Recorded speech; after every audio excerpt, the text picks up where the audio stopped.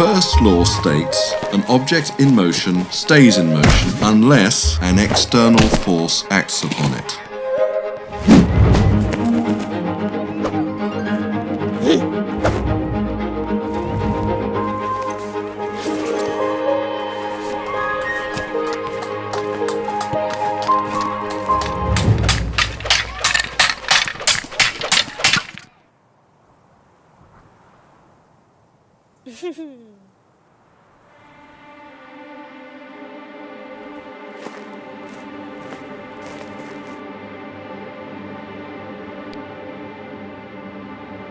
The second law states that the mass of an object times its acceleration equals force.